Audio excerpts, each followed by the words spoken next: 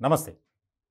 విజయవాడలో మేమంతా సిద్ధం బస్సు యాత్రలో భాగంగా శనివారం జరిగినటువంటి ఒక ఘటన. ముఖ్యమంత్రి జగన్మోహన్ రెడ్డి గారి మీద ఒక గుర్తు తెలియనటువంటి వ్యక్తి రాయి దాడి చేశాడు. అది క్యాట్ బాల్‌తో చేశారా? లేకపోతే ఎయిర్ గన్‌తో చేశారా? అనేది ఇంకా తేలాల్సి ఉంది. అయితే దానికి సంబంధించి ఆ ఘటనలో స్వల్ప గాయాలతో బయటపడ్డారు ముఖ్యమంత్రి. ఇటువంటి సందర్భంలో కొంతమందిపై అనుమానం వ్యక్తం చేస్తూ ఆ ఏరియాలో ఒక నేర చరిత్ర కలిగినటువంటి వ్యక్తులను అదుపులో తీసుకుని విచారించారు. అయితే వారి ప్రమేయం లేదని వదిలిపెట్టేశారు. ఈ ఘటన వెనుక గంజాయి బ్యాచ్ ఉంది అనేది ఒక నిర్ధారణకైతే వచ్చారు. ఇలాంటి సందర్భంలో విజయవాడ సిపి కాంతిరాణా టాటా ఒక ప్రకటన విడుదల చేశారు. ఎవరైతే ఈ దాడికి పాల్పడినట్లు మీకు తెలిస్తే వారిని పట్టిస్తే 2 లక్షల పారితోషికం ఇస్తాం అని చాలా ముఖ్యమైనటువంటి పరిణామంగా మారింది. దీని మీద రకరకాలుగా చర్చించుకుంటున్నారు స్థానికులు, అలాగే రాజకీయ వర్గాల్లో కూడా. ఏం జరిగింది ఏంటి అనే దాని మీద ఒక రకమైనటువంటి ఒక్కొక్కరు ఒక్కొక్క రకంగా మాట్లాడుతున్నారు. ఇలాంటి సందర్భంలో ఈ పోలీసు వారి ప్రకటన అనేది చాలా కీలకంగా మారింది. మనం అది చూస్తున్నాం. ఎన్టీఆర్ జిల్లా పోలీస్ కమిషనర్ వారి కార్యాలయం విజయవాడ పత్రికా ప్రకటన. గౌరవ ముఖ్యమంత్రి గారిపై దాడి చేసిన వారి వివరాలను తెలిపిన వారికి నగదు బహుమతి. 13/4/2024 తేదీన విజయవాడ అజిత్ సింగ్ నగర్ పోలీస్ స్టేషన్ పరిధిలో ఆంధ్రప్రదేశ్ రాష్ట్ర ముఖ్యమంత్రి వర్యులు గౌరవ శ్రీ వైఎస్ జగన్మోహన్ రెడ్డి గారిపై జరిగిన దాడికి సంబంధించిన నిందితులను పట్టుకున్నటకు దోహదపడే ఖచ్చితమైన సమాచారమును, దృశ్యాలను, సెల్ ఫోన్ వీడియో రికార్డింగ్స్ అందించవచ్చు. ప్రత్యక్ష సాక్షులు ఎవరైనా కూడా నేరుగా వచ్చి సమాచారమును అందించవచ్చు.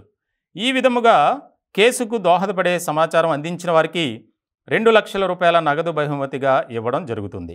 సమాచారమును అందించిన వారి యొక్క వివరాలను పూర్తి గోప్యంగా ఉంచడం జరుగుతుంది. దాడికి సంబంధించిన ఖచ్చితమైన సమాచారం తెలియజేయాలనుకునేవారు ఈ దిగువ తెలుపబడిన వారికి ఫోన్ ద్వారా కానీ, వాట్సాప్ ద్వారా కానీ లేదా నేరుగా కానీ వచ్చి తెలియజేయగలరు. ఫోన్ నెంబర్లు Sri Kanchi Srinivasa Rao, DCP, NTR police commissionerate, ఇట్లాగా 2 నెంబర్లు ఇచ్చారు.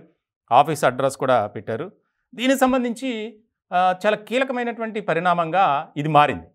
అంటే పోలీసు వ్యవస్థపై కూడా భద్రతా వైఫల్యం అని ఒక రకమైనటువంటి ఆరోపణలు వినిపిస్తుంది. ఇలాంటి సందర్భంలో అసలు ఏం జరిగింది, అసలు దాడి చేసింది ఎవరు, ఆ దాడి జరిగినటువంటి 24 గంటల లోపే చంద్రబాబు, పవన్ కళ్యాణ్పై దాడి ప్రయత్నం జరిగింది. సో ఇలాంటి సందర్భంలో ప్రజాస్వామ్య వ్యవస్థలో ఈ రకమైనటువంటి ఘటనలు జరగటం బాధాకరం అని రాజకీయ వర్గాలు, అలాగే స్థానికులు, ప్రజలు కూడా అభిప్రాయపడుతున్నారు. ఇటువంటి సందర్భంలో ముఖ్యమంత్రిపై దాడికి ప్రయత్నించిన వారు ఎవరైతే ఉన్నారో వారిపై కఠిన చర్యలు తీసుకోవాలి. ఖచ్చితంగా ఒకటి మాత్రం బలంగా వినిపిస్తుంది.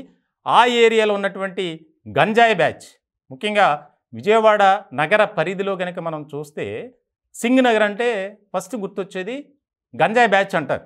సాధారణంగా మనం ఎప్పటి నుంచో వినిపిస్తుంది. ఎక్కడ గంజాయి దొరికినా సింగ్ నగర్తో మూలాలు ఉన్నాయని చెప్పి మనం ప్రతిరోజు ఏదో ఒక సందర్భంలో చూస్తూనే ఉన్నాం న్యూస్.